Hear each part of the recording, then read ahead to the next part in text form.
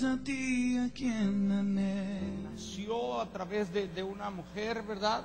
Concebido por el Espíritu Santo, y bueno, estuvo aquí entre nosotros, y en los últimos 3 años, ¿verdad? Él estuvo hablándonos acerca del reino de Dios.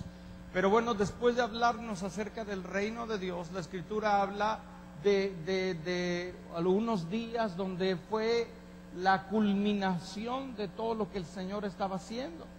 La Escritura nos habla de un jueves en la que Jesucristo estaba en un aposento alto junto con sus discípulos. Tiene lo que es la cena del Señor, ¿verdad? Él toma el pan, toma el vino y les dice: esto es mi cuerpo que por vosotros es partido, esto es mi sangre que es derramada, y nos habla acerca de hacer eso en memoria de Él. Ahorita le voy a explicar. Y luego la Escritura nos habla de cómo después de estar en ese lugar, en ese aposento alto, Jesucristo va a un lugar llamado Getsemaní. En ese lugar Él tiene un tiempo de sufrimiento, de dolor. Todas las tinieblas, el pecado de toda la humanidad se le viene encima, ¿verdad? Porque la Escritura nos habla que Él llevó todas nuestras cargas, todas nuestras dolencias, todas nuestras enfermedades, todos nuestros pecados, toda nuestra maldad. Y en medio de todo esto, Jesucristo tiene una agonía en vida. La Escritura nos habla que incluso el sudor que Él tenía, ¿verdad? A través de ello, a través de su piel brotó sangre, ¿sí? Y nos habla de un dolor extremo. Ahorita lo vamos a ver. Luego Jesucristo tiene el proceso judicial más rápido de la historia. Todavía ni lo agarraban, pero Él ya estaba condenado a muerte. Y muy rápidamente, ¿verdad? De madrugada lo toman, lo apresan, lo mandan a castigar de la manera más brutal que alguien pueda ser castigado. A mediodía del día viernes estaba Él siendo crucificado, y ese mismo día estaba siendo sepultado, ¿sí? El viernes. El sábado parecía que todo había terminado, parecía que todo había acabado, que solamente fue un buen nombre, solamente fue una ilusión. Pero la Escritura nos habla que el día domingo el Señor resucitó, y fue algo que vino a completar tanto su muerte como su resurrección. Vino a completar toda la tarea, todo lo que el Señor ya había planeado, ¿sí? Su muerte y su resurrección es el acontecimiento más importante para la historia de la humanidad, porque vino a traer salvación, vino a traer eterna redención para cada uno de nosotros. La Escritura nos habla que a través de esto Jesucristo nos dice que Él, ¿verdad?, vino a traernos un nuevo pacto, ¿sí? Siendo Él ese cordero. Estábamos cantando ahorita Cordero y León, ¿verdad?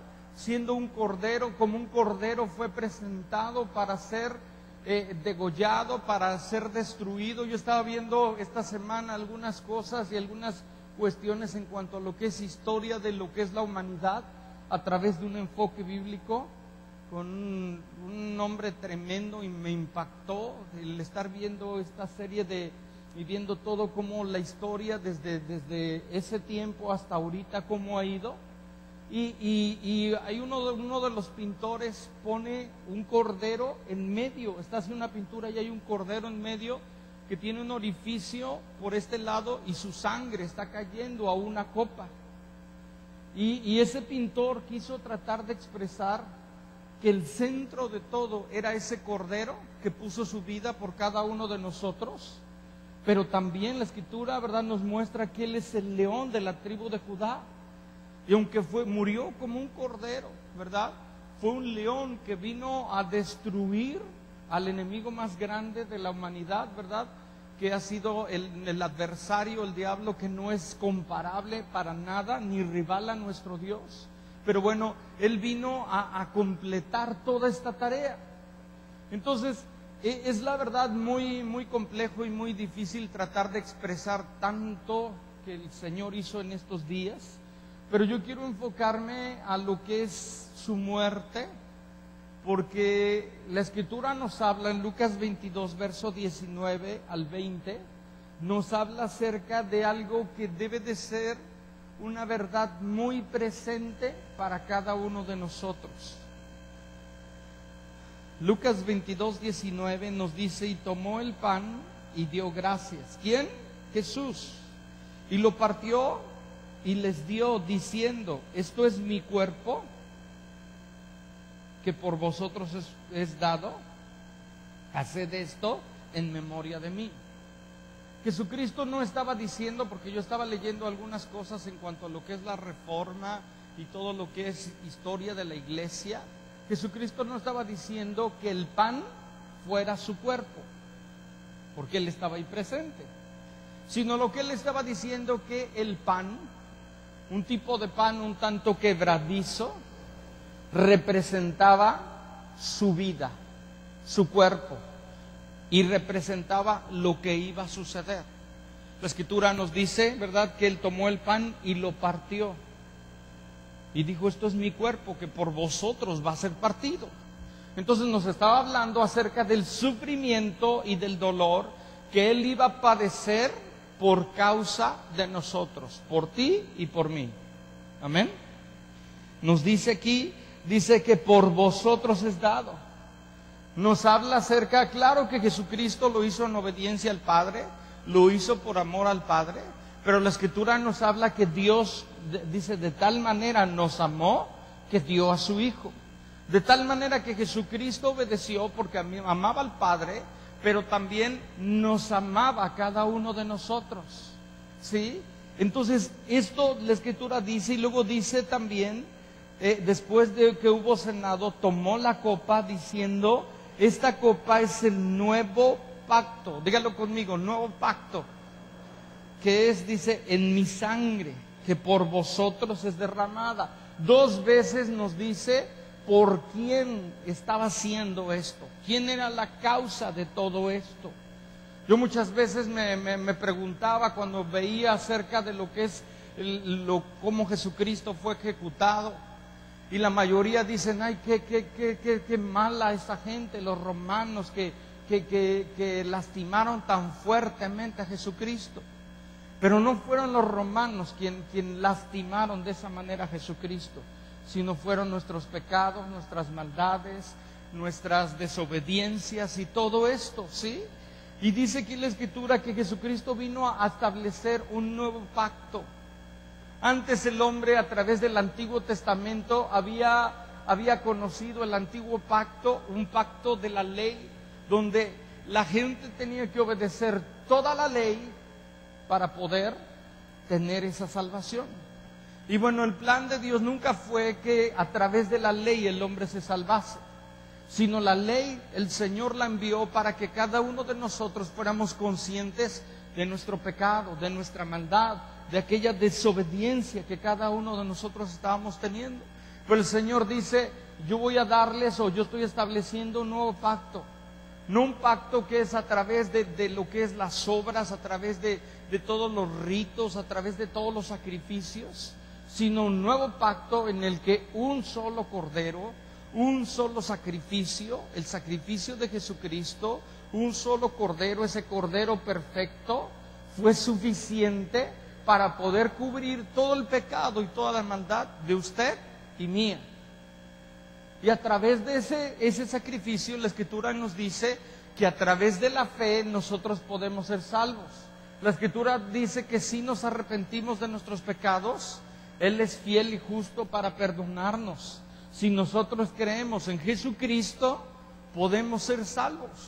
Entonces el Señor vino a establecer un nuevo pacto que ya no era nada complicado, sino a través de la fe en el Señor Jesucristo, al arrepentimiento y la fe en el Señor Jesucristo, podemos ser salvos.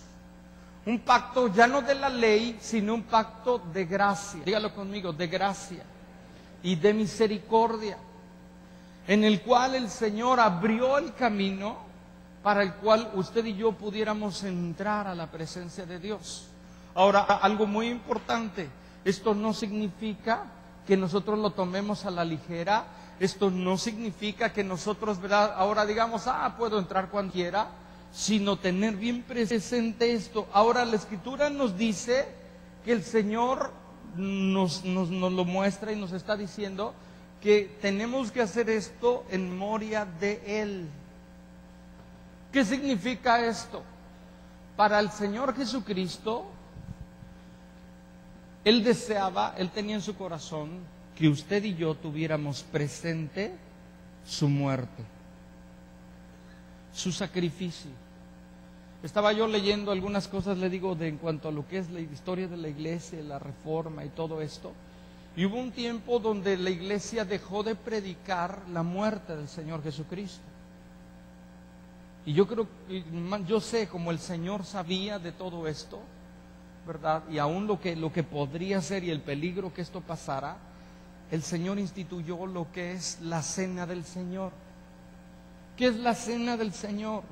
No es una ceremonia religiosa en el cual usted toma un poquito de pan y un poquito de jugo de uva para que usted pueda sentirse bien y tranquilo y todo esto. No es eso en general, sino es lo que representa. Sino es que nosotros tengamos en mente el sacrificio de Jesucristo. El plan del Señor fue que nosotros tuviéramos presente esto. Entonces, al instituir la cena del Señor, el Señor estaba recordándonos, nos dice, si de alguna manera, si la predicación fallara o dejara de predicar acerca de la cruz, a través de la cena del Señor, nosotros tendríamos un recordatorio constante de su sacrificio y de su muerte y de su resurrección. Por ejemplo, la religión de la cual muchos de nosotros venimos, aún en México, esa palabra Eucaristía, yo estaba viéndola, realmente significa, es una ceremonia de gratitud a Dios. Y la religión nos la ha robado y secuestrado esa palabra, pero esa palabra no es algo malo.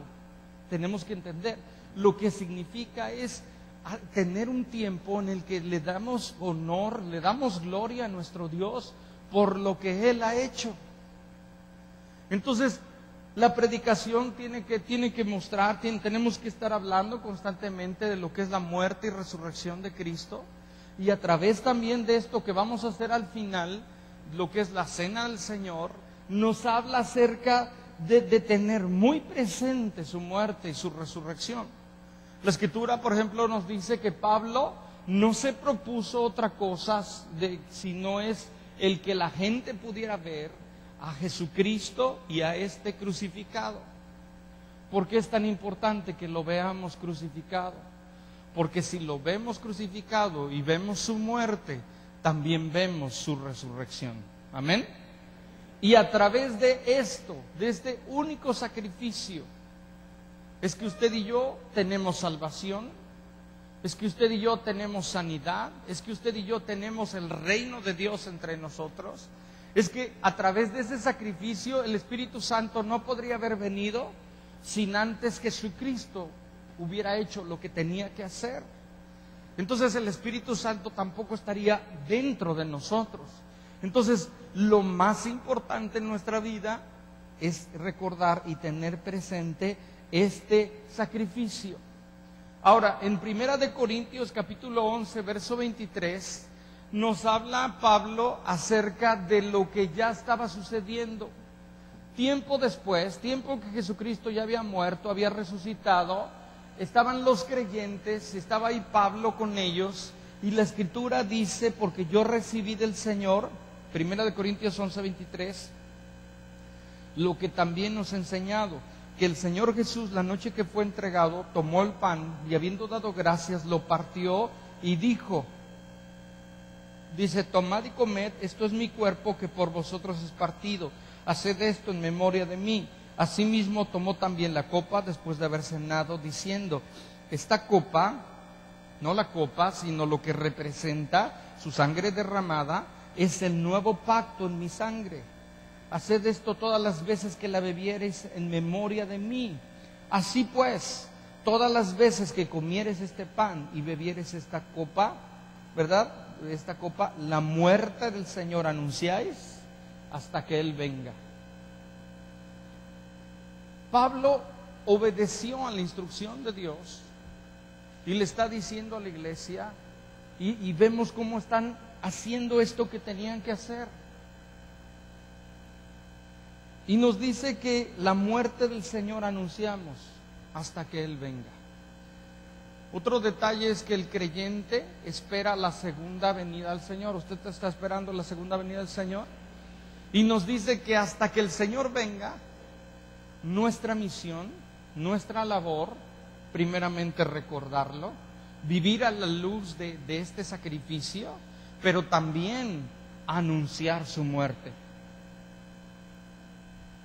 Nunca fue el plan de Dios que se hicieran todas las representaciones y los viacrucis y todo lo que las ceremonias religiosas. Usted puede ver que muchas veces son tradición en toda América Latina y muchas partes del mundo.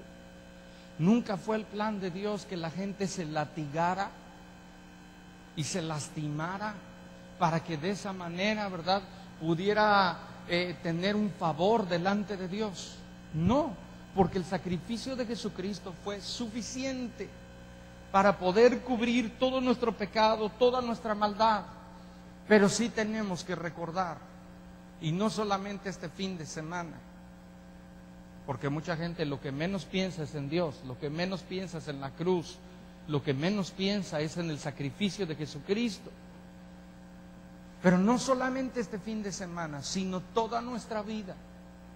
Cada domingo, escúcheme bien, cada vez que estamos aquí juntos como congregación, reunidos, estamos celebrando, estamos recordando su muerte y su resurrección. El creyente cada día vive a la luz de esta verdad. Cristo murió por mí. Dígalo conmigo. Cristo murió por mí y resucitó. Y esto es algo que tenemos que tener presente. Esto es algo que tenemos que anunciarle a otros. Esto es algo que tenemos que recordar, porque el que Jesucristo muriera vino a darnos salvación, vino a cambiar la condición de una condición de pecado, de una condición de muerte, una condición de esclavitud, una condición de derrota, ahora en una condición de victoria, en una condición de ser hijos de Dios, herederos con Cristo Jesús, en una posición de estar sentados en una miseria y en una ruina, a estar sentados en los lugares celestiales con Cristo Jesús. Entonces esto tenemos que entender que cambia o debe de cambiar nuestra perspectiva. Y la iglesia en el primer siglo, ¿verdad?, era algo que tenía bien presente. Pero al pasar de los años, la religión tomó lugar y la cena del Señor se convirtió solamente en una ceremonia más. Pero bueno, el Señor nos está llamando a entender y a volvernos a su palabra. Yo veo en todo lo que fue las reformas, todo ello fueron tiempos en el que la iglesia volvió a su palabra. Hay una verdad que es absoluta en nuestra vida, y después le voy a hablar acerca de eso. Una sola verdad. En el mundo hay mucha verdad, o muchas cuestiones que son relativas. Vivimos en un mundo relativista, donde todo es relativo. Todo es según lo que usted piense, opina o siente o alguien dice. Pero la única verdad suficiente, absoluta, es la palabra de Dios. Y en la palabra de Dios nos muestra acerca de lo que Jesucristo ha hecho. Y el Señor nos manda a hacer esto en memoria de Él. No nos mandó a hacer una ceremonia religiosa, sino nos mandó a recordar y a tener presente su sacrificio en la cruz. Y esto es algo que tenemos que tener presente, que tenemos que saber. La Biblia nos habla en Isaías 53, nada más escúchelo, después lo puede leer.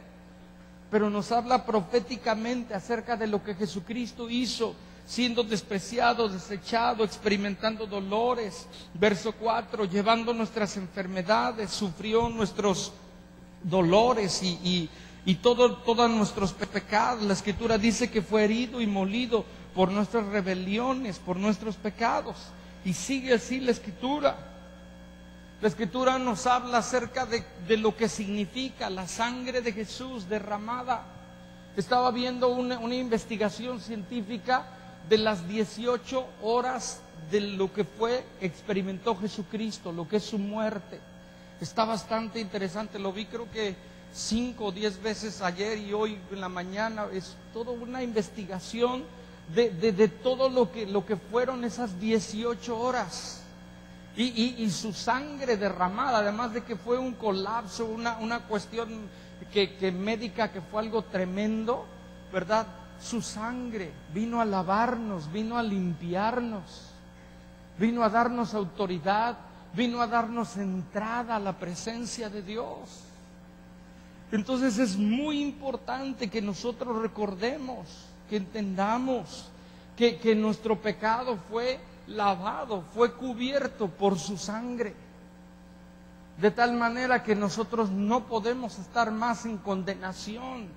La Escritura nos habla que si nos arrepentimos y confesamos nuestros pecados, Dios es fiel y justo para perdonarlos y cubrirlos con su sangre, de tal manera que no hay memoria más de ello, de tal manera que Dios no se acuerda más de su pecado.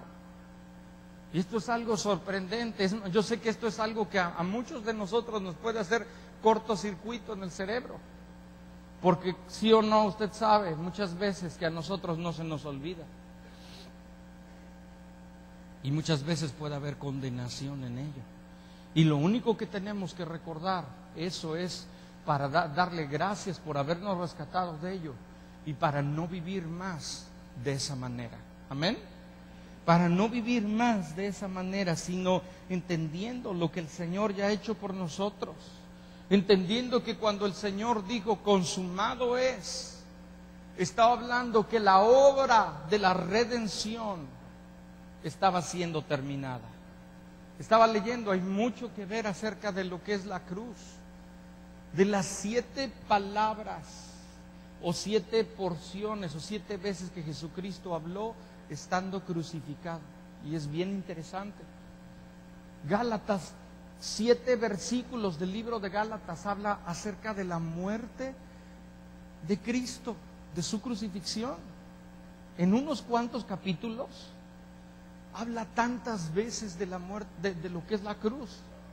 Y es muy, muy interesante, pero le estoy tratando de resumir y de dárselo en un solo bocado. Pero es muy interesante todo esto y nos habla acerca de tener cuidado. Luego dice en 1 Corintios 11, del 27 al 34, nos habla cómo tenía que practicarse la cena del Señor. Nos dice aquí, dice de manera 27, de manera que cualquiera que comiere este pan y bebiere esta copa, dice esta copa del Señor indignamente, será culpado del cuerpo y de la sangre del Señor. Por tanto, pruébese cada uno a sí mismo, ¿sí? Y coma así el pan y beba así la copa. Déjenme y le paro aquí un poquito. Pablo vio que se estaba desvirtuando esto y que se juntaban más a cenar, ¿verdad? A comer y a chismear y hablar de todo, que a hacer lo que tenían que hacer. Y dice el Señor, dice Pablo, dice, ninguno coma indignamente de esto. En otras palabras, entiendan lo que significa. Porque esto es, primeramente tenemos que hacerlo en fe. Primeramente es para los creyentes. No es para el que no es creyente. Porque el que no es creyente no tiene fe, no entiende la obra de Cristo. Necesitamos antes hablarles de la obra de Cristo. Arrepentirse y tener fe y confesar al Señor Jesucristo. Pero para el que es creyente, la Escritura nos habla que tiene que probarse a sí mismo. En otras palabras, tiene que ver si su vida está alineada a esta verdad. ¿Qué verdad? La muerte de Jesucristo. La muerte de Jesucristo vino a darnos perdón de nuestros pecados, si nos arrepentimos. Amén. Entonces, no podemos nosotros tener en nuestra vida una actitud de falta de perdón contra otros. Pablo dice, si alguno tiene falta de perdón contra alguien, necesita probarse a sí mismo. Porque si come de la cena del Señor sin haber perdonado a otros, no ha entendido, lo está tomando indignamente, lo está haciendo solamente como una ceremonia religiosa. La religión, fíjese bien, hubo un tiempo, yo estaba leyendo, que hubo un tiempo en que la gente creyó que por solo comer el pan y por solo tomar el vino o el jugo de uva, con eso ya estaba bien. Como comían el pan y ellos creyeron que el pan se convertía en el cuerpo de Cristo, y no es que el pan se convierta en el cuerpo de Cristo, sino que representa el cuerpo de Cristo, decían, pues como ya estoy comiendo el pan y estoy tomando del vino o de lo que es la sangre, entonces ya eso va a actuar en mí solito, sin hacer nada. Y esto era totalmente alejado de la verdad. Porque lo importante de ello es que cada uno entienda, vea y abrace la verdad de la muerte de Jesucristo. Nos habla de examinarnos a nosotros mismos. Yo quiero preguntarle, usted necesita el día de hoy examinarse a sí mismo y ver si está alineado al sacrificio de Jesucristo. Usted necesita probarse a sí mismo, si su corazón está alineado, si en su corazón hay perdón para otros, si su corazón está alineado viviendo la vida que Dios quiere. Porque la Escritura nos habla, ¿verdad?, de ya no vivir más de la manera que antes vivíamos. ¿Cómo vivíamos? En pecado, en maldad, alejados de Dios. Entonces nosotros necesitamos, si hay algo que haya ofendido, que nosotros sabemos que haya ofendido a nuestro Dios, que es contrario a lo que Dios dice, necesitamos arrepentirnos. Y nos dice, el Señor nos ordenó que hiciéramos esto, en memoria de Él continuamente, porque necesitábamos continuamente recordar para mantenernos alineados. ¿Qué sucede si usted toma un auto, toma el volante y dice aquí está derecho y luego lo suelta? Por unos segundos, si su carro está bien, nada va a pasar. Si su carro está muy mal de suspensión, nada más lo suelta cuando ya se trepó una banqueta, ¿verdad? Pero el recordar la obra de Cristo es mantener las manos en el volante, con los ojos en la meta, que es Jesucristo. Entonces, bueno, todo esto es la introducción. Es muy importante que nosotros entendamos y lo hagamos como Dios lo dice, recordando, probándonos a nosotros mismos, examinándonos a nosotros mismos. ¿Sí? Dice el verso 33, así que hermanos míos, cuando reunís a comer, esperaos los unos a los otros. Y si alguno tuviere hambre, coma en su casa, para que no reunáis para juicio. Dice, las demás cosas las pondré en orden cuando yo fuere. ¿Sí está viendo lo que Pablo está diciendo? El Señor está diciendo a través de Pablo. Estaba diciendo, me urge que esto se ponga en orden. Hay otros detallitos que ya hablaré cuando yo esté ahí con ustedes, ¿verdad? Para que se pusieran a temblar. Pero dice, esto es algo importante. Dice que no se reunieran nada más para comer, sino habla de considerarse unos a otros. Déjeme y le explico, el sacrificio de Jesucristo, la cena del Señor, primeramente nos identificamos con Cristo, con su muerte y su resurrección. Romanos capítulo 4, 5, 3, 4, 5 nos habla que con Cristo hemos muerto y también con Cristo hemos resucitado. Entonces el creyente se identifica con su muerte y el creyente se identifica con su resurrección. Entonces nos llama a tener comunión con Él, pero escúcheme bien, también nos llama a tener comunión entre nosotros. Ahorita lo que vamos a hacer, la cena del Señor, esto es algo que miles de creyentes por todas partes del mundo lo hacen.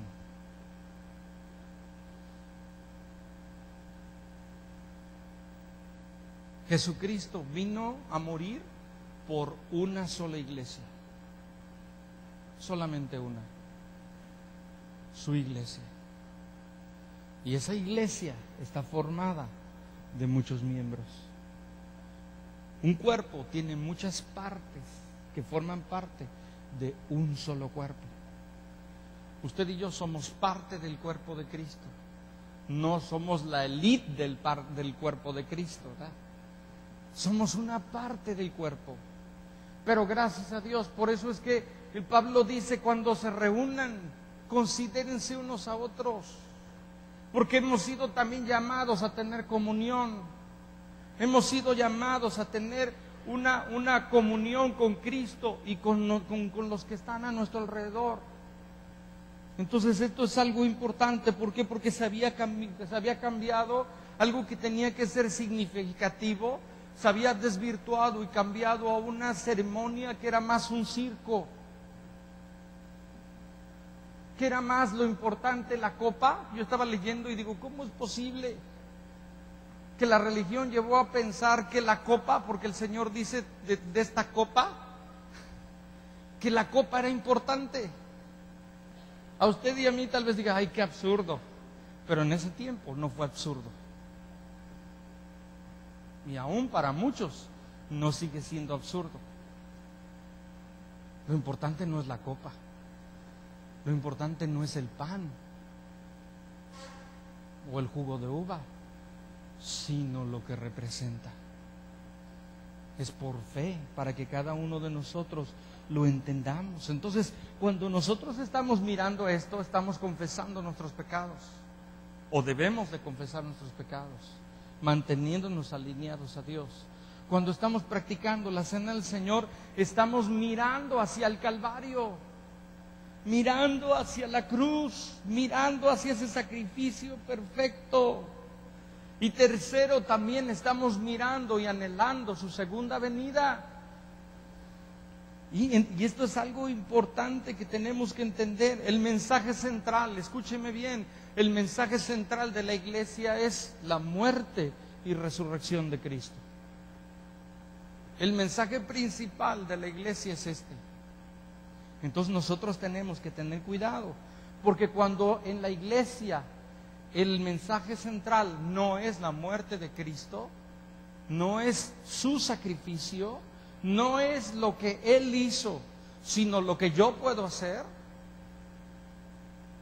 se llena la iglesia de arrogancia. ¿Me oyó? Se llena la iglesia de arrogancia. Estaba leyendo que llegó a tal punto esto, que era tan importante que el sacerdote tomara el pan y el vino, porque el sacerdote iba a cambiar. Ellos creían que el sacerdote era el único que podía cambiar el pan y el vino en el cuerpo y la sangre de Cristo. Solamente el sacerdote, cuando eso ni siquiera era. Entonces se desvirtuó el asunto. Y nosotros tenemos que entender lo que Él es, lo que Él ha hecho. Cuando la iglesia no entiende lo que es la cruz, se llena de esclavitud. Aquello que Dios le había liberado, por lo cual Cristo murió, viene a ser otra vez algo que viene a tomar lugar en los corazones, manteniéndolos en esclavitud. Cuando la Escritura nos dice que a libertad hemos sido llamados. Amén. A libertad en nuestras vidas. Cuando la iglesia no ha entendido la cruz, sigue buscando la bendición, como si la bendición viniera de una persona, cuando la bendición ya nos ha sido dada a través de la cruz. Escúcheme bien, un creyente, alguien que ha creído en el Señor Jesucristo, que ha confesado sus pecados y cree en el Señor Jesucristo, la gracia, la misericordia fueron derramadas sobre nosotros. Cualquier persona que haya hecho lo que sea, si hoy viene, verdaderamente se arrepiente, verdaderamente confiesa a Jesucristo como Señor y Salvador y le sigue, en ese momento Dios derrama su bendición. La Escritura nos muestra acerca del ladrón que estaba sentado, que estaba al lado de Jesucristo. Uno se arrepintió, el otro lo estaba juzgando y criticando, pero él le dijo: acuérdate de mí cuando vayas a ese lugar. Y el Señor le dijo: de cierto te digo que hoy estarás conmigo en ese lugar. ¿Qué hizo? ¿Qué hizo ese hombre? ¿Qué obra religiosa hizo? Ninguna, no tuvo tiempo de ninguna. Usted y yo sí tenemos tiempo de dar fruto y de mantenernos como un discípulo. Pero ese hombre ya no tenía tiempo de nada. Estaba a unos minutos, yo no sé qué tiempo, unas horas de morir. Y en ese momento Dios derramó su gracia y derramó su bendición. Si usted es un creyente del Señor Jesucristo, la bendición de Dios ha sido derramada sobre usted. Amén. Entonces tenemos que entenderlo. La obra de Cristo vino a traer reconciliación. ¿Sabe cuál es el espíritu del mundo? Es contienda, es división, es pleito, es enemistad. ¿Sí o no? Usted puede ver que el pan nuestro de cada día allá afuera es contienda, es división, es pleito, es murmuración, es chisme. Es el que me dijo: me hiciste en el 72, no me saludaste, y en el 85, ¿te acuerdas que me hiciste esto? Eso para allá afuera es entendible, pero para la gente que está aquí adentro no debería de serlo. Porque Él vino a reconciliarnos primeramente con Dios y luego vino a reconciliarnos entre nosotros. Aquel que cree en el Señor Jesucristo tuvo dos cosas: paz con Dios, porque teníamos enemistad con Dios, y paz con los hombres.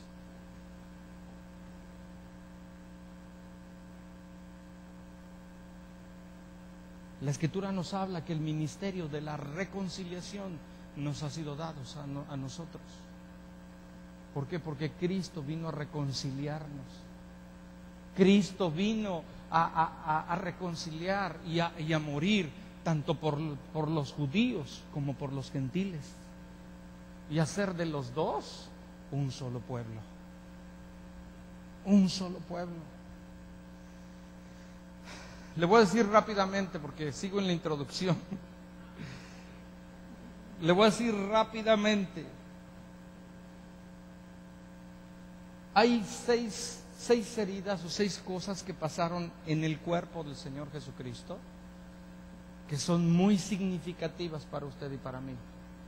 La primera, la Escritura nos dice que estando en el huerto de Getsemaní, de su frente, de lo que es su frente, en lugar de brotar sudor, como tal vez a usted y a mí ahorita nos está pasando, brotaba sangre.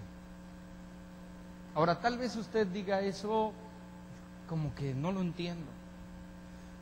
Ya ha habido diferentes investigaciones científicas, y yo estaba leyendo y viendo acerca de esta investigación científica, y lo que dice que la sangre aflora a la superficie de la piel, o afloró a la superficie de la piel, rompiendo los capilares.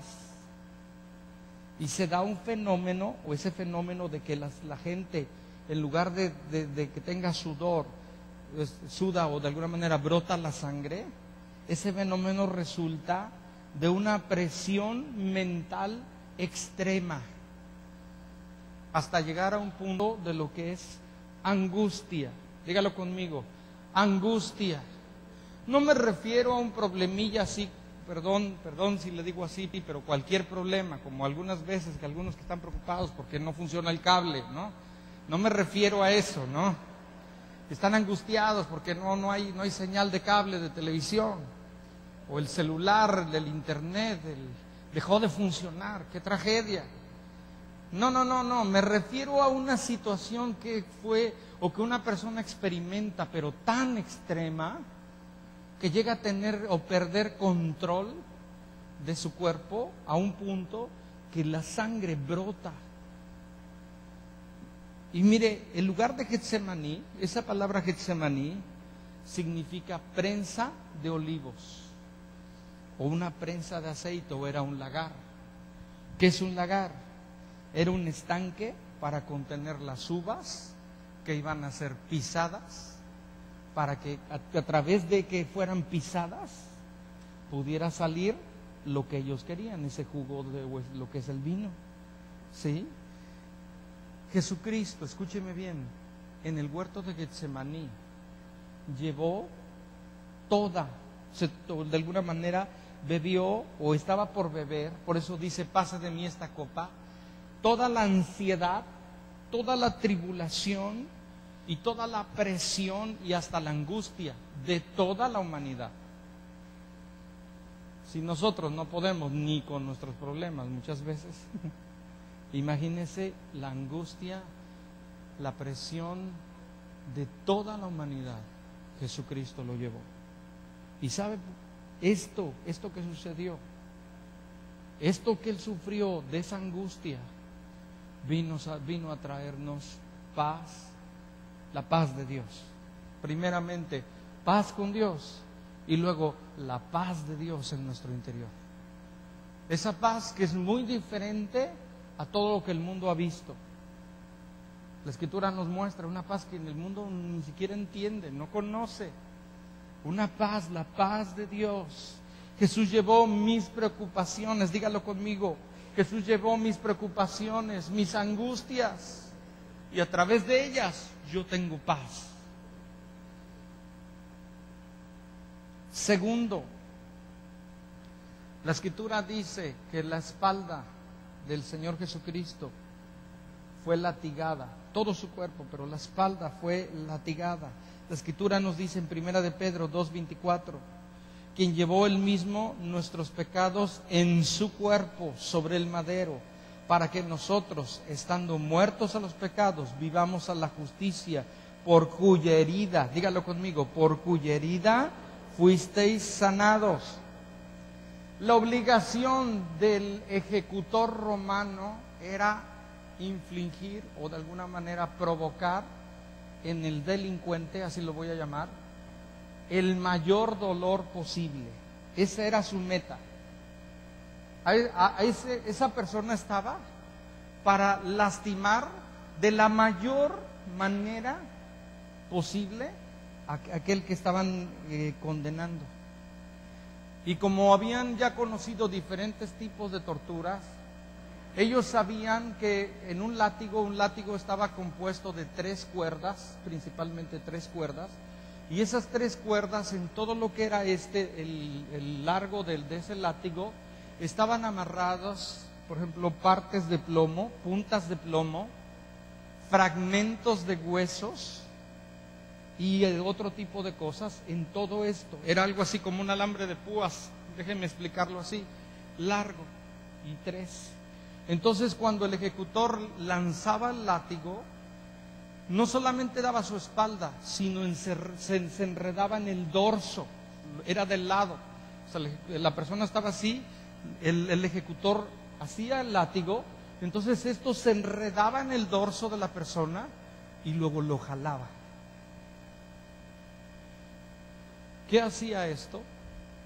Provocaba, yo estaba leyendo, provocaba surcos, heridas abiertas, pero que eran como un surco en el cuerpo de la persona herida. O sea, no sé si no hay manera de expresar el dolor que estaba sintiendo. Es sorprendente que aún Jesucristo no haya muerto desde ahí, porque era un dolor. Les daban Por ejemplo, con 40 latigazos una persona moría. Algunos les daban 39, eran bien misericordiosos.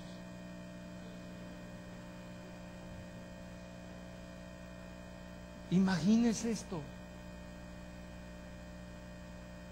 Y la escritura dice,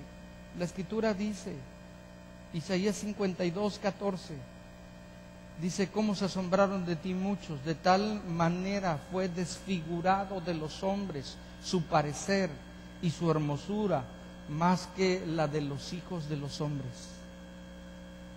La Biblia dice que Jesucristo estaba desfigurado. O sea, ya no se podía ver la figura, la forma.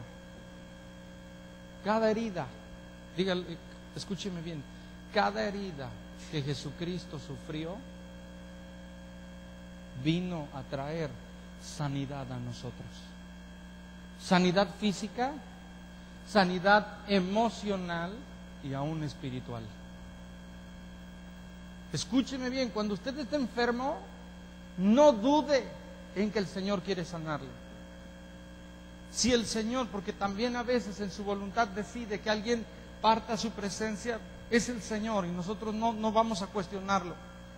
Pero mientras usted está con vida y tiene fe, ¿verdad? Porque es lo que debe de tener, usted cree y confiesa la sanidad como una herencia de un hijo de Dios.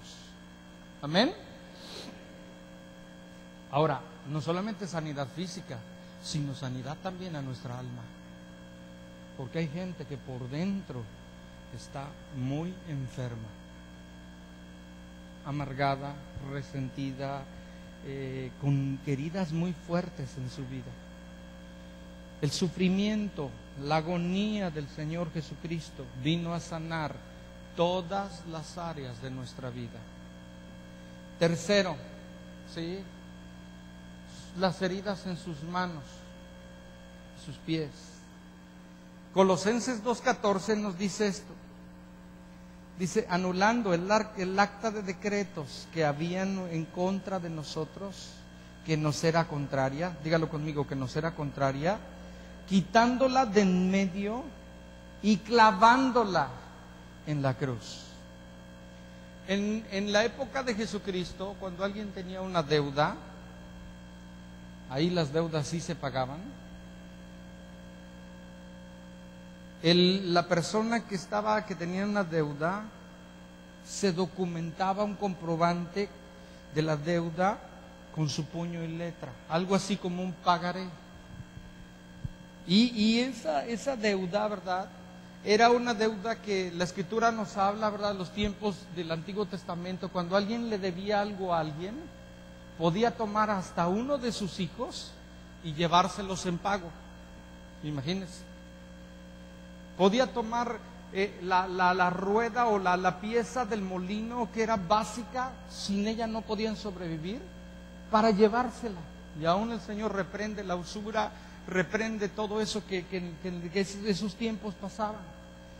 Y cuando, escúcheme bien, cuando alguien pagaba esa deuda, ese pagaré o ese documento quedaba cancelado, y la manera de que quedara cancelado era que tomaba ese papel y lo clavaba en la propiedad que él estaba comprando o pagando.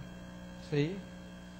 Escúcheme bien, todos los pecados de nuestro pasado nos eran una deuda.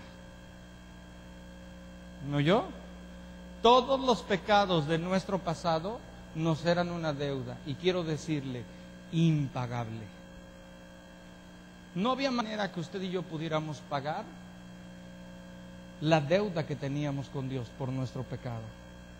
Pero el Señor,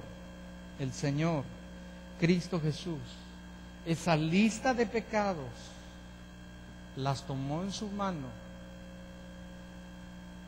y los clavos atravesaron su mano, y también esa lista de pecados y de decretos que había en nuestra contra.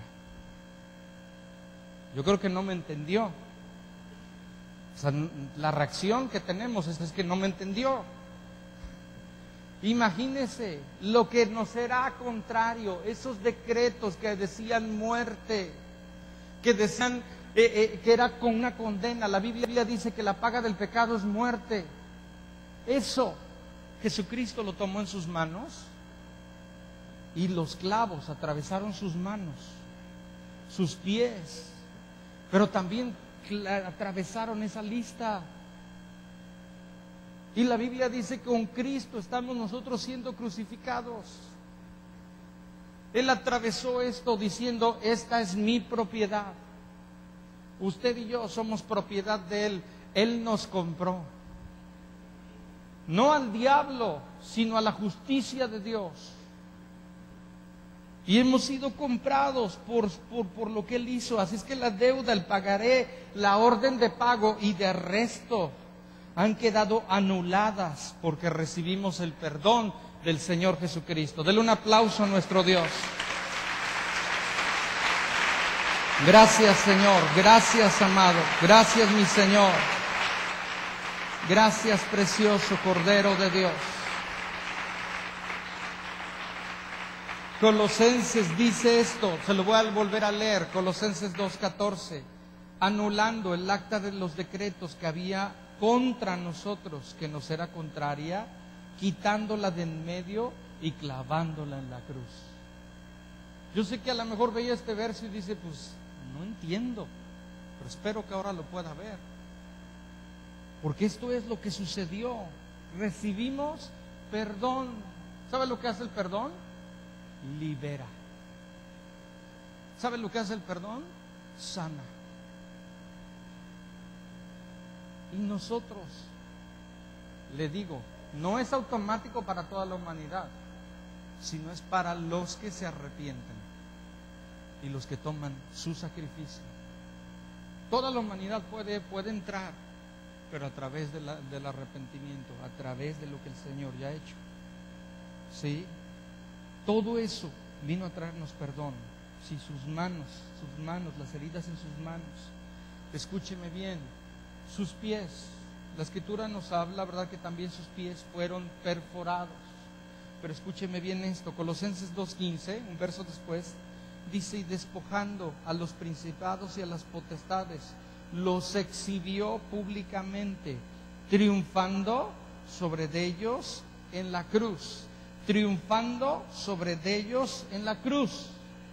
Ahora, escúcheme bien, la versión internacional de este verso dice, la Nueva Versión Internacional dice: desarmó a los poderes y a las potestades, por medio de Cristo los humilló en público al exhibirlos en su desfile triunfal. La Escritura dice que Jesucristo, a través de su sacrificio, a través de lo que Él hizo, desarmó al infierno, a Satanás, a todos sus poderes y potestades, y los exhibió públicamente. ¿Y sabes qué? El diablo ni se enteró.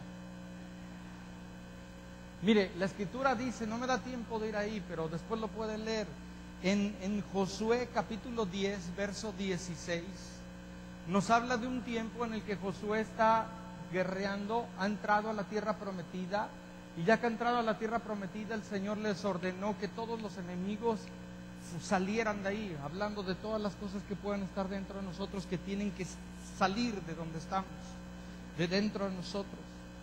Y la Biblia habla que Josué tomó 5 reyes de esos enemigos que estaban ahí, estaban escondidos en una cueva.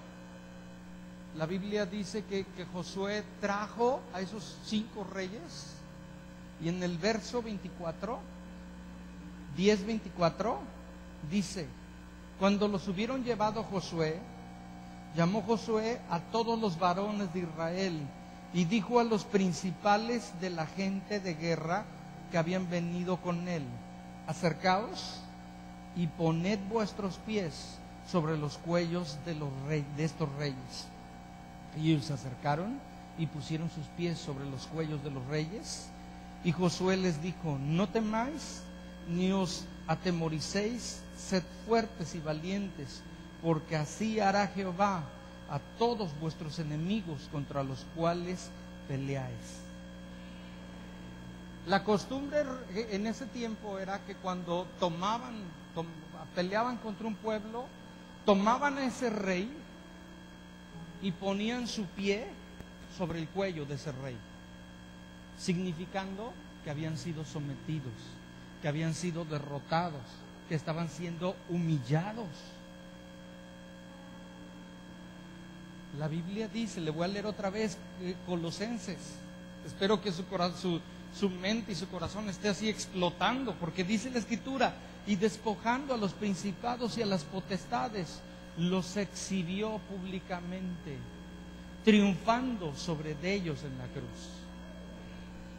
En la cruz, Jesucristo puso sus pies sobre el cuello de nuestro adversario y lo derrotó, lo venció. Le vuelvo a decir, lo venció en un solo golpe, en un solo sacrificio imperfecto. Cubrió nuestro pecado, cubrió nuestra maldad, nos revistió de santidad, pero también venció a nuestros enemigos. Solo Dios lo podía hacer, que en un golpe sucediera tanto. La cruz. Por eso es que el Señor nos dice, haced esto en memoria de mí, porque tiene que ser algo tan real y tan presente en nuestras vidas. Y la Biblia dice que Josué los hirió, los mató y los hizo colgar en 5 maderos. Yo estaba leyendo esto ayer y digo, no puede ser. O sea, era un anuncio profético de todo lo que el Señor haría, de lo que era la cruz, de todo lo que el Señor iba a hacer. Escúcheme bien, toda circunstancia difícil, todo problema, todo lo que usted ha tenido que atravesar o está atravesando, desde la perspectiva de la cruz, lo que Dios dice es victoria. Lo que Dios dice es, a través de su muerte y resurrección, Dios nos dio la victoria. Dios nos dio la victoria. Dios nos dio la victoria.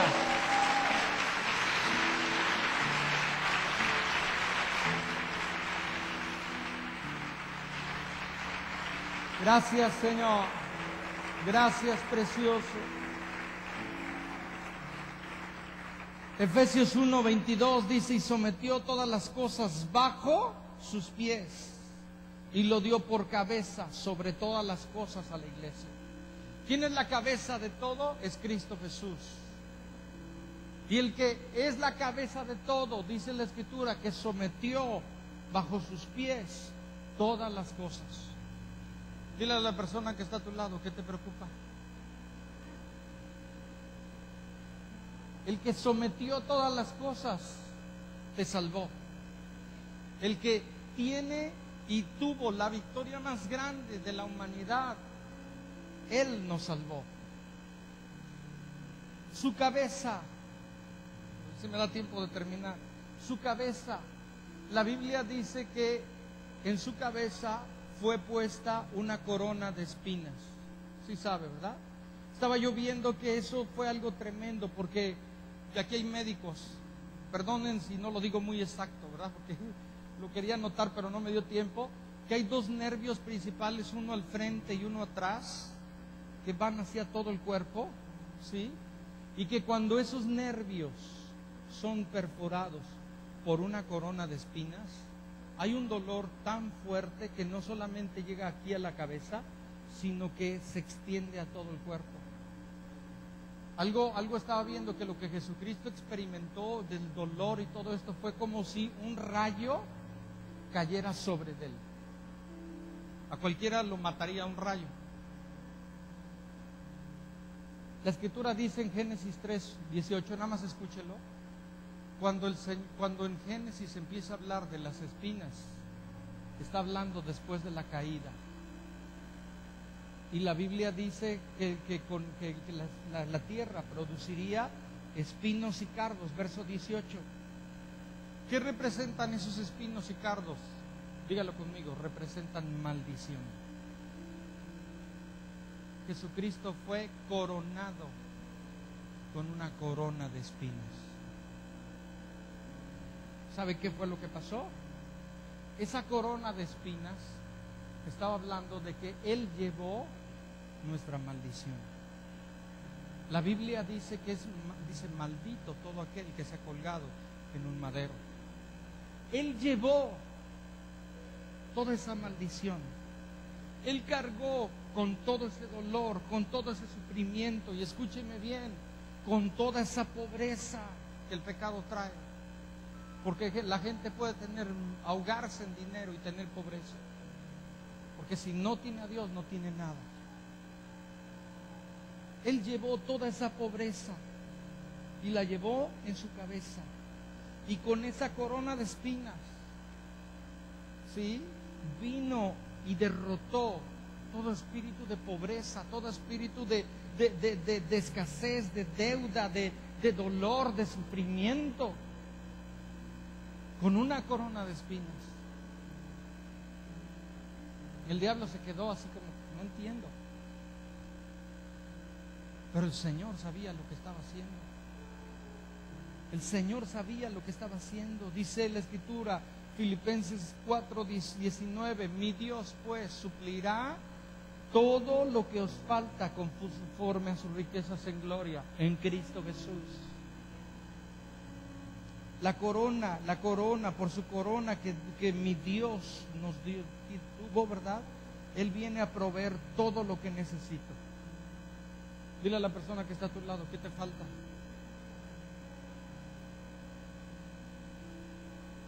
El último, y con esto termino, y ahora sí termino. Hay algo que me impresionó. A lo mejor usted ya lo sabía, ¿verdad? Yo no, bueno, sí, pero hubo algo que me impresionó. La Escritura dice, yo estaba viendo, que debido a todo lo que estaba pasando, en los pulmones de Jesucristo y alrededor se empezó a juntar agua. Aquí hay médicos, a lo mejor ustedes lo pueden explicar, pero se empezó a juntar agua en los pulmones por todo el dolor y todo el sufrimiento. Y la Biblia dice que cuando Jesucristo, antes de morir, como si no hubiera sido suficiente, tomaron una lanza y perforaron su costado. Normalmente pensamos así como que perforas, o alguien perforó y bueno, pues ya nada más con que entró tantito y ya era bastante lo que había sufrido. Pero investigaciones científicas, forenses y todo esto, yo estaba viendo, dicen que perforó, pero no solamente perforó, entró por dentro, perforó el corazón y llegó hasta los pulmones. Así entró por este lado, así entró adentro, entró primero el corazón y luego atravesó el corazón y llegó a los pulmones. La Biblia dice que brotó sangre y agua. Esa es la razón. Pero escúcheme bien, yo digo, Señor, qué tremendo. Como si no había sido suficiente el corazón de Jesucristo partido. Y no solo el corazón, hasta los pulmones.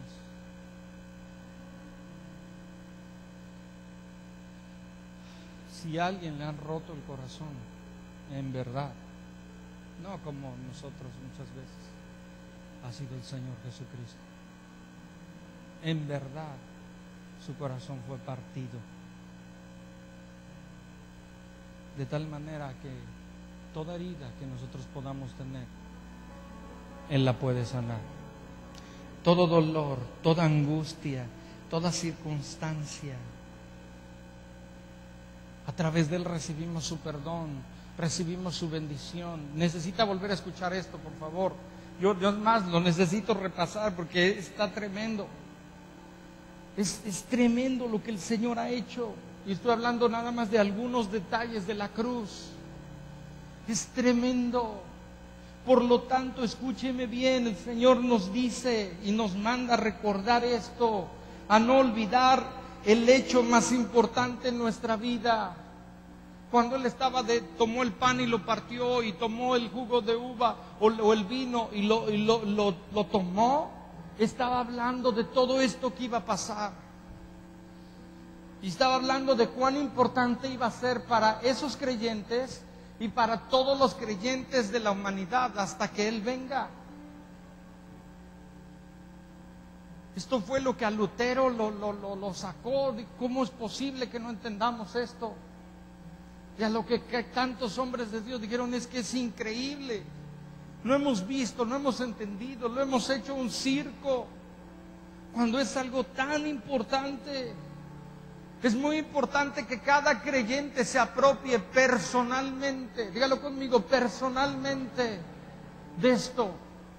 Cada creyente iba a tomar un poco del pan y comerlo. Yo no puedo comerlo por usted. Usted solamente puede comerlo. Miren lo que dice Juan 6, verso 56. El que come mi carne y bebe mi sangre, en mí permanece y yo en él. Y no se refería a que el pan se convirtiera en la carne y a que el jugo de uva se convirtiera en la sangre. Está hablando de comer el pan y comer su carne y beber su sangre. Está hablando de entender y de creer y de vivir a la luz de ese sacrificio. Dice, como me envió el Padre viviente, yo vivo por el Padre. Asimismo el que me come, él también vivirá por mí. Y la Escritura nos sigue hablando, ¿verdad? Es muy importante que entendamos, comer, sustentarnos. Ese pan, el pan de vida, viene a sustentarnos, viene a darnos vida. Y lo tercero importante, escúcheme bien, es que tenemos que entender que hemos sido llamados a tener comunión con Dios y comunión entre nosotros. Somos un solo cuerpo, una sola iglesia. Una sola iglesia. No hay más. Póngase de pie, por favor. Le voy a dejar lo de Gálatas para la otra, vamos a ver. Pero lo de Gálatas también está tremendo. Si quieren pasar, por favor, con lo de el pan y el jugo de uva.